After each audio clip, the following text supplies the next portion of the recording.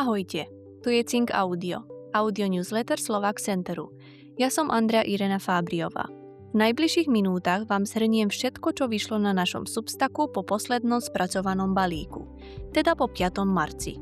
A pripomínam, Cink Audio už vychádza dvojtýždenne, aby sme mali viac priestoru na kontext a lepšie prepojenie tém. Tento dvojtýždňový prehľad má jednu spoločnú niť. Čo znamená byť komunitou v roku 2026? Niekedy je to o zdraví a drobných návykoch, inokedy o školách a deťoch v zahraničí, inokedy o technológiách, ktoré menia pravidlá práce a často je to o pamäti, o tom, čo si berieme so sebou, keď odídeme a čo udržiavame doma. Začnime pri jednoduchom, ale silnom príklade z každodennosti, keď sa tradícia spája s udržateľnosťou.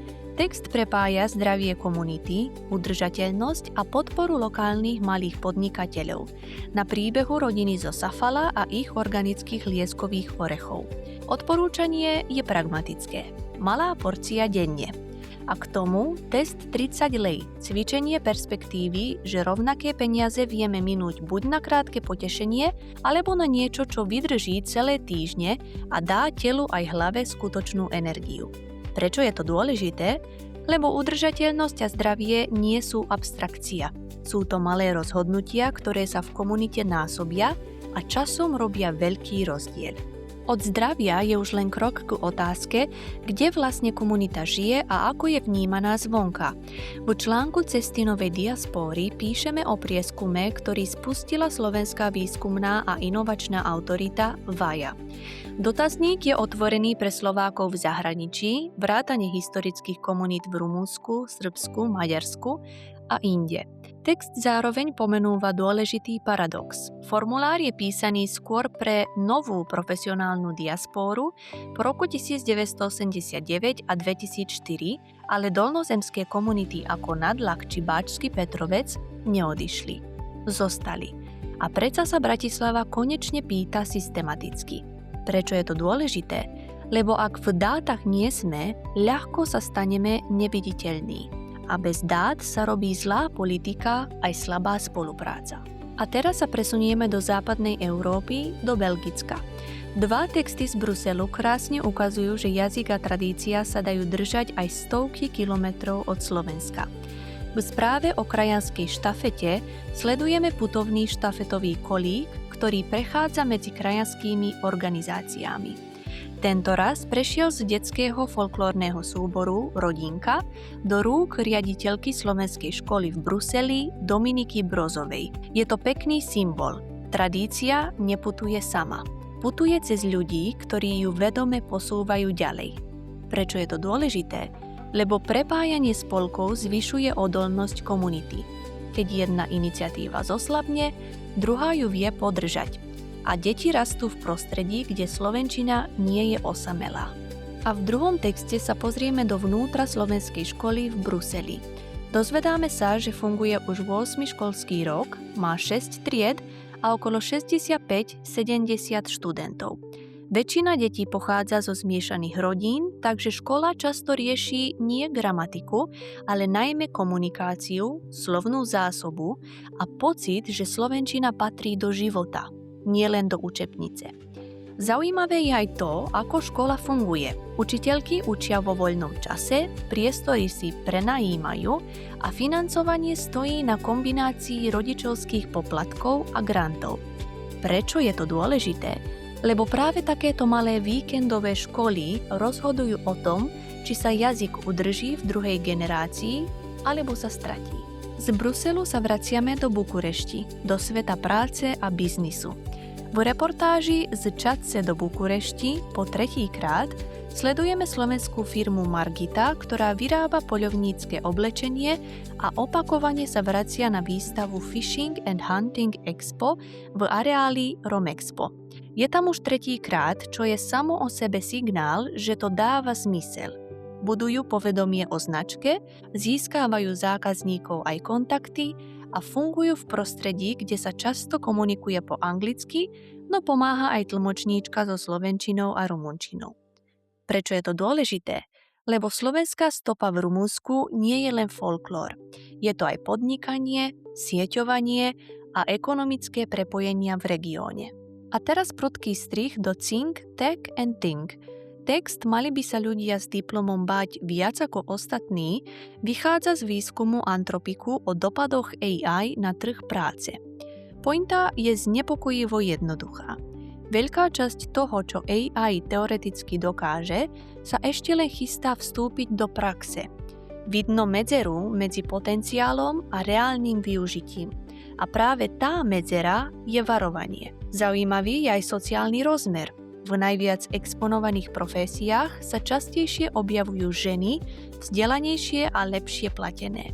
A paradoxne, medzi odolnejšími povolaniami sú tie, ktoré vyžadujú fyzickú prítomnosť. Remeslo, dotyk reality, prácu rukami. Prečo je to dôležité? Lebo sa prepisuje mapa prestíže. A to ovplyvní aj naše komunity, čo študujú deti, kde hľadajú prácu a aké zručnosti budú v budúcnosti najcennejšie. Na tému koreňov a domova nadväzuje aj esej Únik Američanov do Európy versus krajanskej iniciatívy zamerané na pamäť rodiska. Autor porovnáva fenomén Američanov, ktorí odchádzajú do Európy a často hľadajú ukotvenie s tým, čo robia naši krajania. Snažia sa udržať kontakt s rodiskom, s ľuďmi, s pamäťou miesta. Text pripomína, že sociálne siete dnes umožňujú byť virtuálne doma, cez skupiny spolužiakov, krajanské stránky a nové iniciatívy typu krajanskej štafety. Prečo je to dôležité? Lebo pocit domova nie je luxus.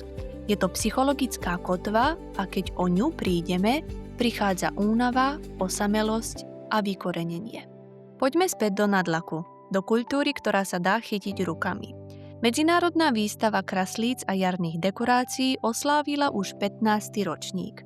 Konala sa v sídle Demokratického zväzu Slovákov v Rumunsku v Nadlaku a okrem domácich vystavovateľov prišli aj umelci zo Srbska, z Báčskeho Petrovca a z Kovačice. Nechýbali detské dielne, kde si deti vyrábali vlastné dekorácie. Prečo je to dôležité? Lebo takéto podujatia nie sú len o peknej výstave. Sú o prenose. Trpezlivosť, detail, vzťah k zvykom a kontakt medzi generáciami. Nasleduje veľká udalosť s politickým aj symbolickým rozmerom. Návšteva predsedu Národnej rady Slovenskej republiky Richarda Rašiho v Nadlaku a odovzdávanie cien Ondreja Štefanka. Text popisuje bohatý program, stretnutia s mestom, školou, organizáciami, návštevu kostola aj družstva a potom samotné odovzdávanie cien v predvečer medzinárodnej konferencie o úlohe žien v komunitách dolnozemských Slovákov. Zaznieva tam jasné posolstvo, že krajanské komunity udržiavajú ducha, vzdelanie, vieru a rodinu. Často veľmi vytrvalo. A článok uvádza aj laureátov za rok 2026. Imrich Fül, Pavel Husárik a Ľubomír Kmeď. Prečo je to dôležité? Lebo verejné uznanie má váhu. A keď sa oceňuje kultúra a mravenčia práca, posilňuje to sebavedomie komunity a jej viditeľnosť. Teraz dva texty, ktoré už idú hlbšie do príbehov ľudí. V portréte Štefan Dovaľ, prozaik, ktorý zostal doma, sa vraciame k literatúre Nadlaku. Dovaľ bol učiteľ, redaktor a autor, ktorý písal o jednoduchých ľuďoch a o návratoch. Nie ako o romantike, ale ako o životnom motíve. Text pripomína aj jeho pôsobenie v Bihorskej Starej Hute a neskôr v časopise Naše snahy. Prečo je to dôležité? Lebo kultúrna pamäť nie je len folklór. Je to aj próza, ktorá dáva hlas tichému svetu. A bez nej by sme sa sami sebe raz nevedeli rozumne opísať. A úplne na záver, rovina, indiáni a obraz pre predsedu Slovenského parlamentu. Nadladská radnica potrebovala dar pre Richarda Rašiho a obrátila sa na rodáčku z Nadlaku Annu Hekeľovú, dnes žijúcu na Slovensku. Obraz zachytil siluetu Nadlaku, vežičky kostolov, pšenicu a chlieb, teda spolužitie a pôdu, z ktorej komunita vyrástla. No rozhovor sa dostane aj k tomu, čo človeku chýba, keď odíde. Rovina, horizont a dokonca aj nadladské indiány, zákusky so šľahačkou, ktoré sa vraj previesť nedajú. Prečo je to dôležité? Lebo identita nie je slogán. Je to chuť, horizont, rituál a niekedy aj obraz, ktorý vám pripomenie, odkiaľ ste.